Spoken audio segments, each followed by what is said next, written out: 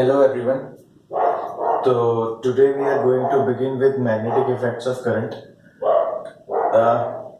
जैसे कि last class में आपने देखा था कि मैग्नेटिक फील्ड एक straight wire current carrying wire की वजह से भी हो सकता है। उसी को मैं इसमें आगे कंटिन्यू कर रहा हूँ और मैं कुछ और चीजें उससे रिलेटेड आपको बता रहा हूँ। ठीक है, पहली चीज तो प्लीज समझें कि जो भी स्ट्रेट करंट कैरिंग वायर होगा जिसमें करंट ऊपर जा रहा होगा, मैंने आपको बताया था कि आपको इस राइट हैंड का इस्तेमाल करना है। करंट की डायरेक्शन को थंब से रिप्रेजेंट करना है। थंब ऊपर यानी कि करंट की डायरेक्शन में जाएगा और फिंगर्स ऐसे घुमाएंगी। ठीक है, तो फिंगर्स ऐसे घूमेंगी तो मुझे पता चलेगा कि हाँ, इसका जो मैग्नेटिक फील्ड है वो ऐसा गोल गोल है। तो पहली चीज जो आप ध्यान रखेंगे वो है ये कि एक स्ट्रेट वायर की वजह से जो मैग्नेटिक फील्ड का जो शेप होता है वो होता है सर्कुलर। कैसा शेप होता है? सर्कुलर शेप होता है। ठीक है, और फिर दूसरी चीज अपन क्या याद रखेंगे कि जो रूल इसमें यूज होगा वो है राइट हैंड रूल। ठीक है, सीधे हाथ का रूल, राइट हैंड मुझे इस्तेमाल करना है। तो इसमें क्यों अभी मैं इसलिए बता रहा हूँ क्योंकि आगे जाके लेफ्ट भी यूज होगा, राइट भी यूज होगा, तो फिर आपको जो है कंफ्यूजन क्रिएट होंगे। तो सबसे पहला रूल जो आया है वो राइट का आया है, तो इसको माइंड में रखें। Okay fine. अब एक्सपेरिमेंट्स किए, उसके बाद ये पता चला कि जो शेप है वो सर्कुलर है, तो इसलिए ये इम्पोर्टेंट है, इसलिए अपन ने यहाँ लिख लिया।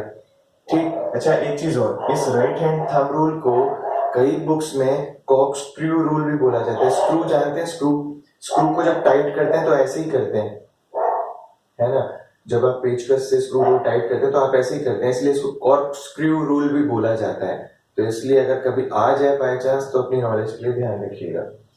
अब हमने एक्सपेरिमेंट्स के थ्रू ये पता लगाया कि जब इस वायर के इस तरफ कोई भी आयरन पार्टिकल रखा, आयरन पार्टिकल, तो उस पे जो अट्रैक्शन होता है और इस पे जो अट्रैक्शन होता है, दोनों जगह अलग अलग रखे, एक इतनी दूरी पे और एक इतनी दूरी पे, तो देखा कि पास वाला ज्यादा तेज अट्रैक्ट होता है और दूर वाला बहुत धीरे अट्रैक्ट होता है।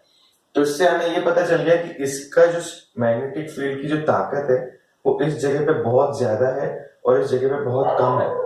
ठीक है, तो मुझे पता चल, ये तो मुझे वैसे भी पता था कि अगर एक बार मैग्नेट मेरे पास है और मैं उससे इतनी दूर कहीं पे कोई आयरन की नीडल रखता हूँ तो वो उससे अट्रैक्ट नहीं होती, क्योंकि इसका फील्ड यहीं कहीं खत्म हो जाता है।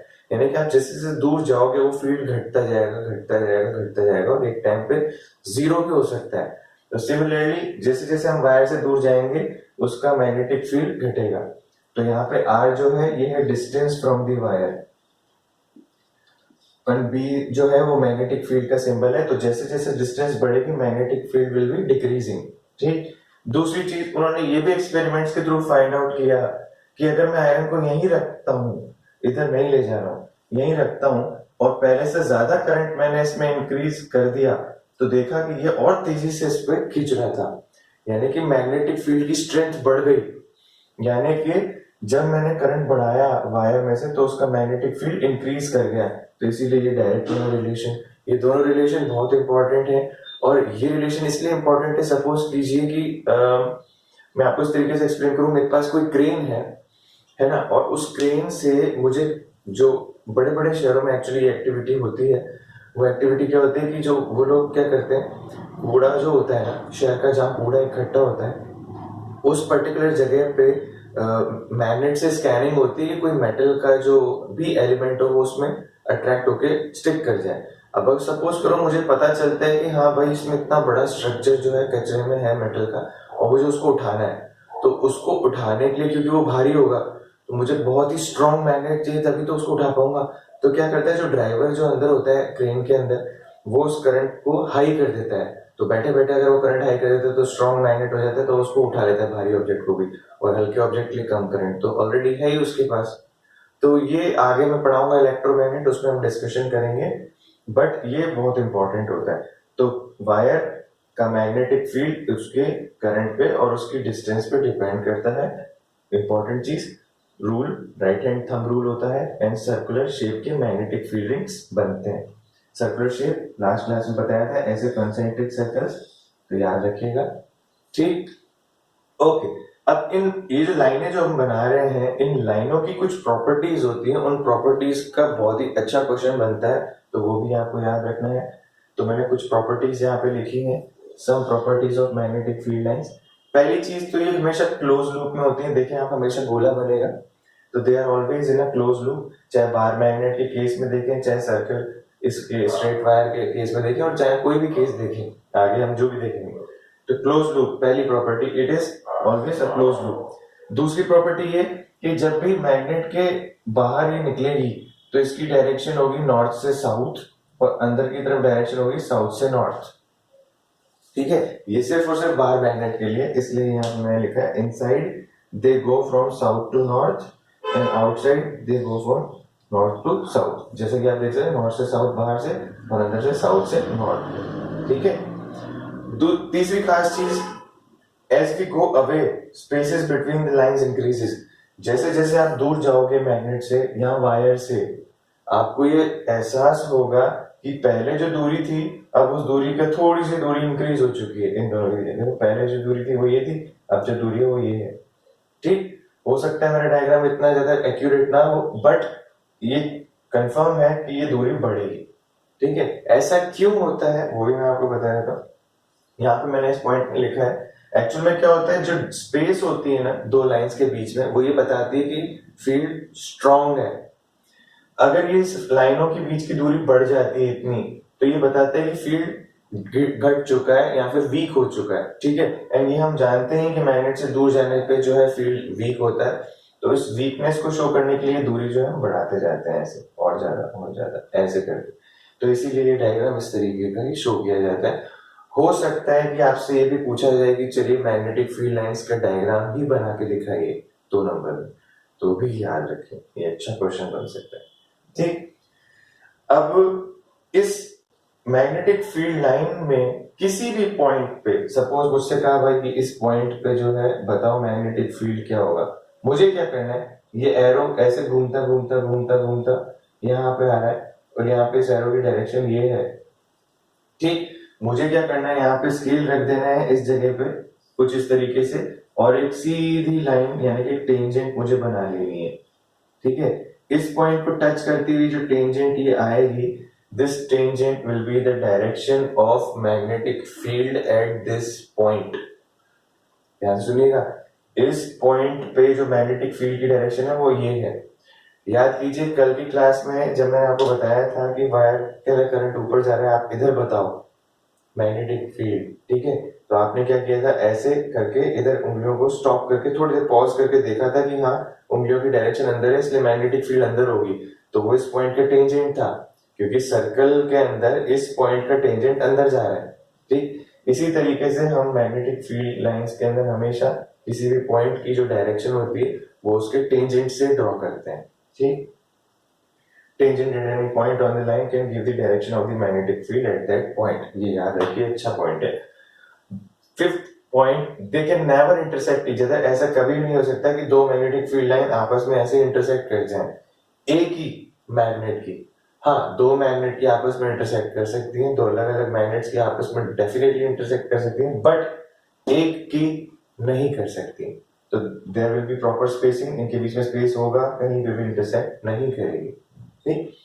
एडिशनल प्रॉपर्टीज की मैं बात करूं जो कि आपने शायद 6 क्लास में पढ़ी होगी, और मैंने जिक्र भी किया था कल की क्लास में, बट मैं थोड़ा सा लिख के रिवाइज करवा दूं।